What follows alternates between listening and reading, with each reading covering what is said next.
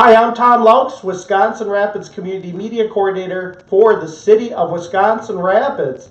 And we're on location for my program, Making Connections. I'm sitting next to Ben Holberg and our guest, Sarah Parsons, and her son, Peter. And we're going to get to learn a lot more about Sarah, a book that we have here on the end table. And Ben here is going to lead the discussion on why we're here, because there's a big event coming up on the 14th of November. And I'm going to just turn it right over to Ben, and then we'll talk to you and how all this came about. All right, Sarah? All right, so a few months back, this was actually at the beginning of 2018, I met Sarah at the American Heroes Cafe. And she was wearing her World War II veterans hat, and as soon as I saw that hat, I knew she would have a very interesting story to tell. And her friend Judy introduced us, and she said, "This is one of the first WACs." And I said, "What in the world is that?" And she introduced the WACs as the Women's Army Corps. It was a separate division of the United States Army that was first formed back after the Pearl Harbor attacks in 1941. And it was a separate division of the Army where it was all women. And I thought that was absolutely interesting, so we started talking. And Sarah said, "Well, I wrote a book about it." And I thought that was absolutely awesome. And I was wondering if I could read the book. And her son Tom got in touch with me and got a copy of the book in my hands. And from the first page, I knew this was something that more people needed to learn about. Because I went through my entire 12 years of schooling not knowing that the Women's Army Corps was a thing. I thought it was just women in the Army. I didn't know that they were a separate portion, separated. And so I got in touch with, it took some digging, but through the wonders of the internet, I was able to get in contact with Peter. And I said, I want more folks to learn about the WAC, the women in the Army, and read Sarah's story. Would it be possible for me to do some fundraising, get some money together, and get this book republished? Because through talking with Sarah, she told me that she had, when she first wrote the book back in 2009, she had enough copies printed for basically just her friends and immediate family. And I knew that more people needed to hear this story, and he said, "Absolutely, let's go ahead, let's do it." And I'm working with Digicopy and Stevens Point. They've been gracious enough to give us a significant discount on the printing of the book. Verso Corporation in the Rapids Mill donated the paper for up to 500 copies of the book to start out. And we have enough funds right now for 150 copies. And we're having a book release and signing tentatively scheduled for the 14th of November at the Heroes Cafe inside the Crossview Church next to Shopko. So. All right. Well, the book is sitting over here. Ben, I'll have you grab it. Show our audience what it looks like. This book was written by Sarah, correct? Correct. And we had a chance to see this in a program, I think, that Tom Heiser did. Yep. But now there's an event that's going to be happening to help get this book. Can you, Sarah, tell me a little bit about why you did this book originally, and maybe a little sneak peek of what's in that book so people are aware of it? And then and then I'll ask some more questions as I go. So if we could help with that, Peter? What inspired you to write the book? I've written quite a few books, and I worked for quite a few years at Macmillan Library, so I'm interested in books, and I just decided that in years to come my children and grandchildren would be interested in knowing that I had been in the Army. I've written several books, but it's just something to do, What year did you go into the Army Corps? So we have a little bit of knowing the years and a little bit about what you did there as well, just so we can kind of have a little context. Okay, what the years you were in, and kind of tell your story about what you did, what your duties were while you were in the Army? Repeat that again, why? Okay, what years were you in the service, and what were your jobs? Oh, my husband was a reserve officer, and we were engaged, and when he was called in, I thought in my innocent way, of being around 20, that if I heard that the Army was going to accept women, and I thought, of course, that if I went in the Army too, I could go where he was and we could be together, because we'd just been married. And I only saw him once in the next 3 years. So I guess I had misinformation. And what were some of your duties while you were in the service? I was sent to Fort Des Moines, and the women went to school. There were about 20 of us, and we also were the cooks and the waiters and the chauffeurs and all the jobs like that. And one day, as I was washing the dishes from the officers had eaten off of, I thought, well, I don't want to wash dishes all the time. Why don't I try to be an officer? I probably was not particularly qualified, but there were very many people that were qualified. And so I studied, and every day some more would be washed out, till I stayed up until midnight every night and knew everything there was to know, or that I thought I knew everything I knew. And I was accepted. There were 10 of us who became officers, and now I'd like to know how many women are officers. And it was to get out of washing dishes, I'd say. Let's talk about you went to be an officer. What was your rank and your final rank that you were involved with, and then I kind of want to talk about how that picture on your book was chosen. What was, when you were in and you became an officer, what was your final rank? And also, when you're an officer, what duties did you have? Were you a company commander, or? Yes, I was a captain, which I was almost ready. The war was over then, so I really didn't do much as a captain. But I was a company commander of a group of women on the harbor defense of Long Island Sound. We did all the work other than manning the guns. We cooked the food, we were the librarians, we were the dental assistants, and I was the commanding officer of all the women. All right. Well, it sounded like it was a lot of work back then. What year would that have taken place? What years? Do you remember the years that you were in? Oh, yes, I remember very well. My husband and I were engaged in 1941. Pearl Harbor came. He was called in immediately, and I joined the Army in 1942. 1942. And when was your last service time? When were you discharged? Oh my, 44? 43, I think. When was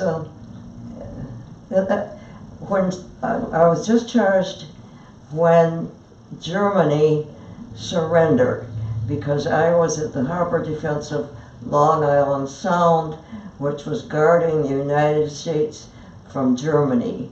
Germany was, I believe, the first one to surrender.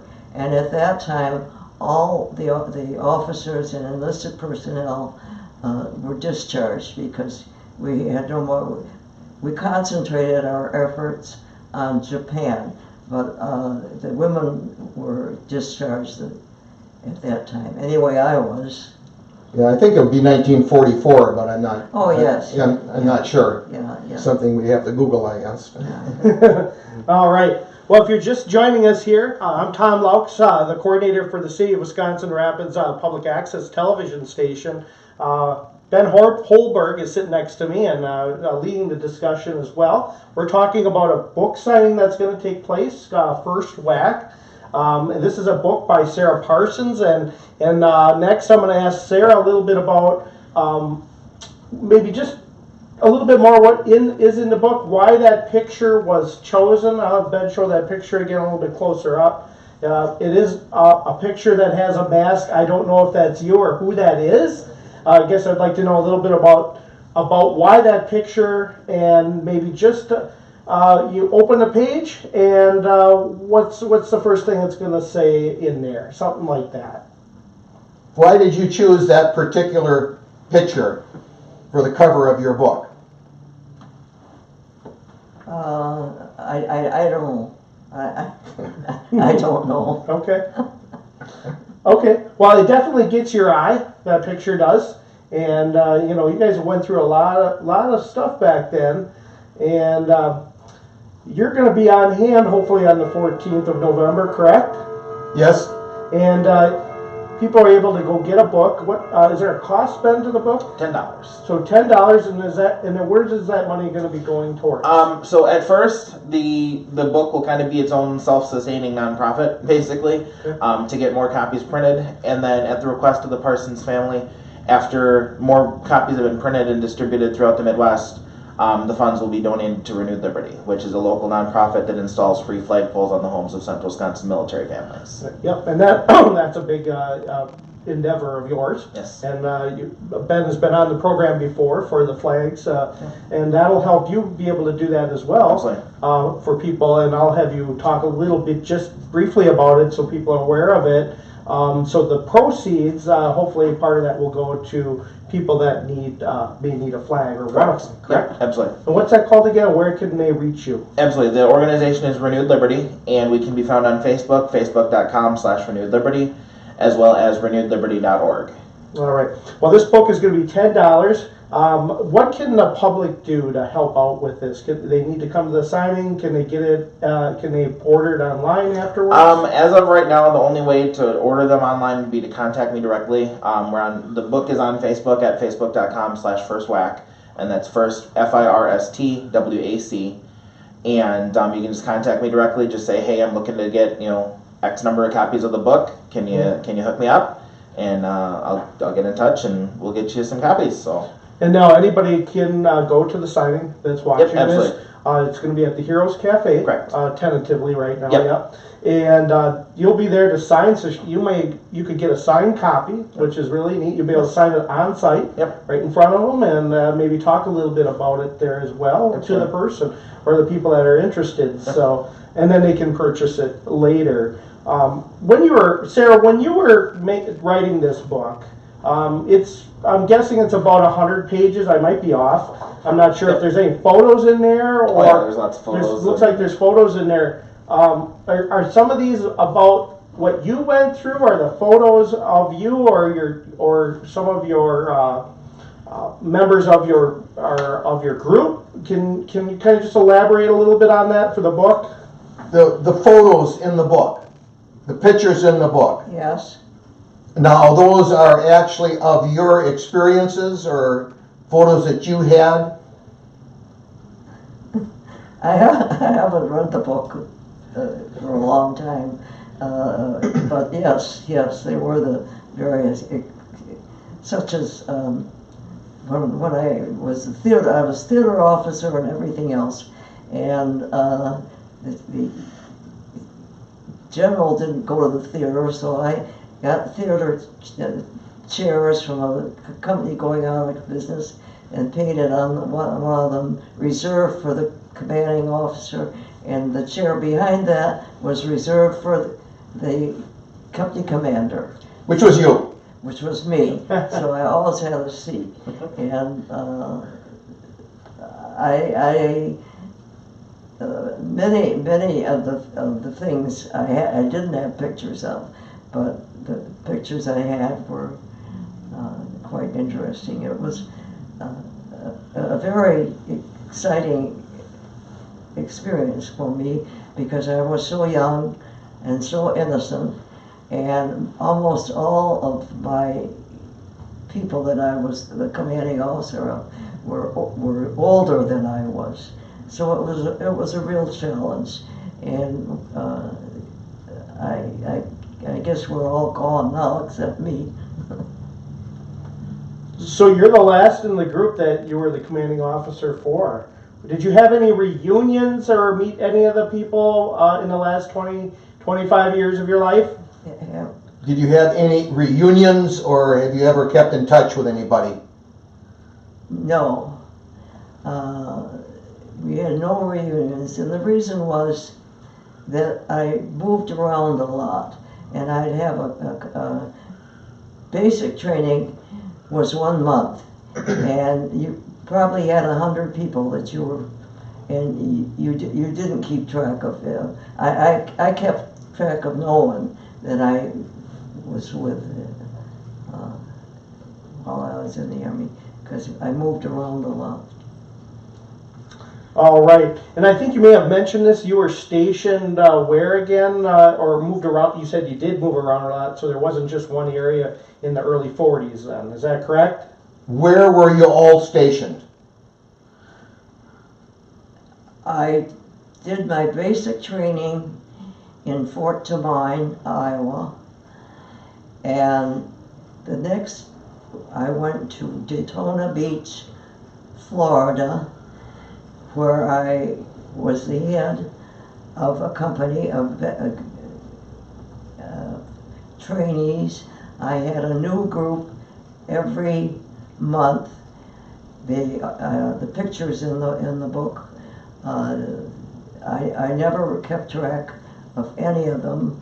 My next station from Daytona Beach was the island Fort Terry. Fort Terry, and the last station was in Massachusetts? where? Was it Massachusetts? Pittsfield? In Massachusetts. Pittsfield. Yes, and I've never kept track of any of the people that I was with because we moved around a lot, and it's been so many years. It's been so many years. Now I'm wondering what proportion are women. At the time we were there were practically no women, but now I would imagine that quite a few. The difference was we did not do combat duty. They now do combat duty, and the reason is they want to do it because they get a higher commission on that. They make more money that way. But that's so many years ago. So many years ago. Yeah, definitely. And it's 2018, and we're talking about 1942 to 44 in that area. Yeah, it's hard to remember all that, and people will be able to get this book and learn a little bit about what women did in the Army Corps, right?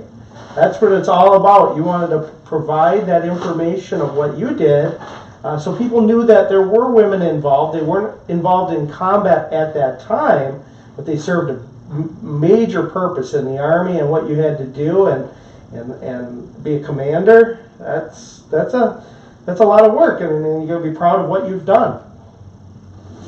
You agree? You agree? Say yes. Yeah. Good. All right. I'm just the translator Yep, here. no problem. Well, Ben, if I missed things you want to talk about, I know just before we end, I want to make sure we say the date again, the book, and how people can get a hold of it. Feel free to bring anything up, or even If I don't, I didn't know I was going to be interviewed. And had I known and had some, I mean, you don't remember things from that long ago. And I probably could have done a better job if I had some idea. You don't think so? You did very What the good. questions were. This is great. Good. We're glad that, Yep. you know, you can Yeah, share this to the it- public of Wisconsin Rapids. You know, strangely enough, I didn't keep in touch with any of the people that were with me. And of course now, they're all dead. They're all dead. And I don't even remember their names or anything. And it was,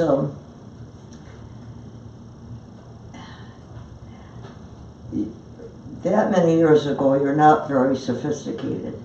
And so most of the time, we were trying to get by and do the right thing and everything.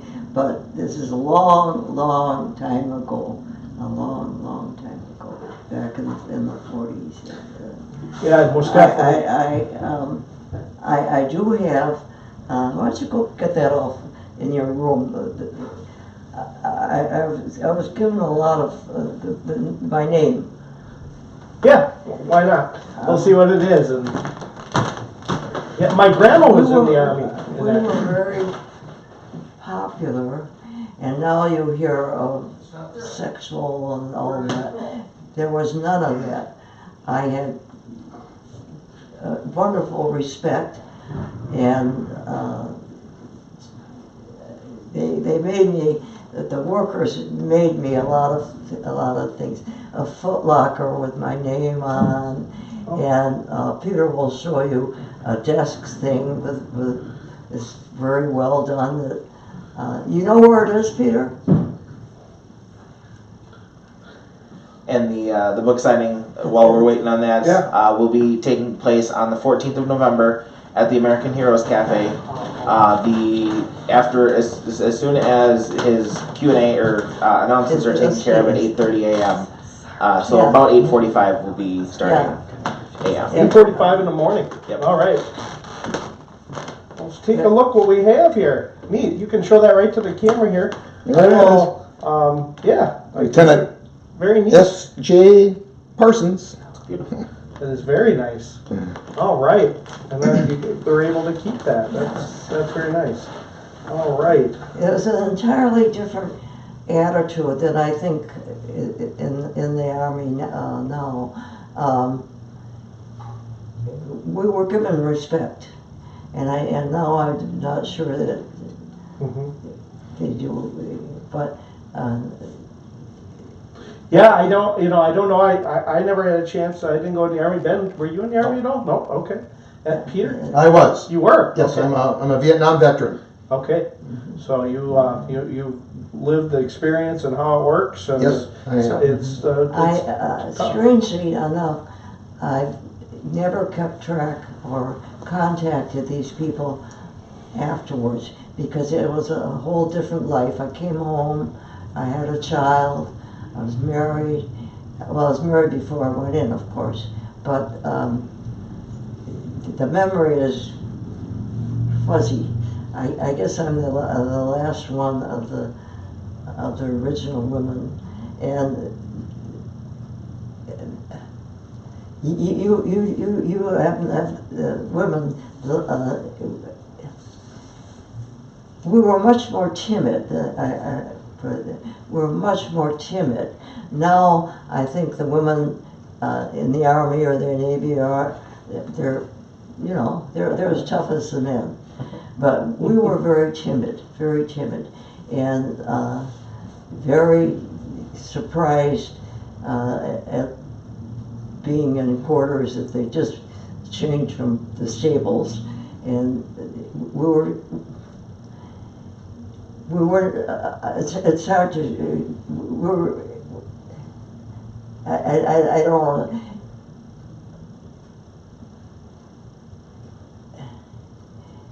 They were very helpful for us, I'll put it that way.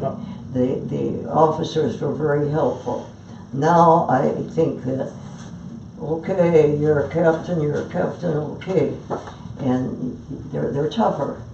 And the women themselves are, in many ways, I think, are, because the whole generation, I mean, this is so long ago, and there really aren't very many women alive. I think I'm the only one in the original class that are still alive, but there weren't very many of us. And in the book, you'll notice that how we dressed up and everything, and it's different. They're on an equal basis, and the fact that we could not go beyond colonel, and that was the time. Now, not too long ago on the TV, I saw a 4-star general who was a woman, and that was, you know, unheard of. And actually, the officers sometimes treated us as inferior, perhaps inferior. But I'm glad I did it, and Yeah, definitely. Did you have to have any weapon on you or anything, even though you weren't in Never. combat? Never. No, okay. not at all. And of course now the women can do anything, be anything, get any rank, and in some ways that's kind of too bad. I would not want to have a daughter carrying a weapon and doing that. We had no weapons at all. And the only interesting thing between the strikers are the ones that come and make your bed and iron your shirts. I had a male striker, and that was almost unheard of. That I would have a male come and make my bed and wash my clothes and everything. But I'm real glad I was in. And Yeah. Tom, I have a couple of photos here. Can I show them to the camera? Yes, please. Can say. Her in uniform, one with her little dog, and also with her half-brother, who was 2 years old, saluting her. Neat. You have another one there too? No, just Oh, the it's all two. part of it. Okay. Yeah, just the two. Great. Well, thank you. And those were black and white back then. Yeah, black and white. That's all they had, I Yeah. guess. Oh. Well, that's, you got a great, interesting story. People want to know more. That's what the book's about, right? You know, And- I was when I became in the book they have the picture of I'm in the center and my assistant, and all these women are my, what I don't know what to call them, but Your troops. well, they're my troops, and I think I think the women treated the women perhaps better than the men treat the women or the men. I think. Okay. So just so I understand, because I've not learned a lot about it from my own family. You're the first WAC, which means women in the Army, correct? Yeah. And now it's gone up till today, a little bit They different. aren't even called WACs anymore. No. Now WACs was Women's Army Corps, Oh, and in the beginning, there was some, for a while, we weren't really in the Army, we were a separate group. But then very soon, it was Women's Army Corps. I forgot another name, I can't remember. mhm. Women's Army Auxiliary Corps. Hmm? Women's Army Auxiliary Corps. Yeah, Yep. and Okay. but now I think the Army is very different, and back then I don't think very many women made the Army their career. They saw a job to. I went in so I could be near my husband. Didn't see him saw him once for 3 years, and now it's a whole different. Yeah, definitely. Yeah. All right. Well, Sarah and Peter, right? That's right. Thank you so much for Well, I'm coming on sorry, the program? my memory isn't always as good as it should have been, but after all, You did I'm great. almost 100 Yeah, you've years done old. great. Yeah, almost 100, that's Yeah, right. yeah, that's great. 5 months away from 100. 5 months from 100. Yeah. Congratulations, and we'll get you there. My grandma's almost Next year- 101. Next year I'll be 100. Yeah, all right. All right. Well, stop by, get that book November 14th. There's the planned date as of now, and Ben Holberg will be the guy to contact if you need to through his program. Again, your name of that program? Renewed Liberty. Renewed Liberty, and that's on Facebook as well. Do you have a phone number you want to share? Yep, absolutely. If you want to contact me for the book or for any questions about Renewed Liberty, 715-741-0410. Yes, sir? My ambition, my husband always ranked me. And when I was a lieutenant, he was a captain. And my ambition was to rank him. But I never did. I never did. And I want to show you, I want to show them Jim's book.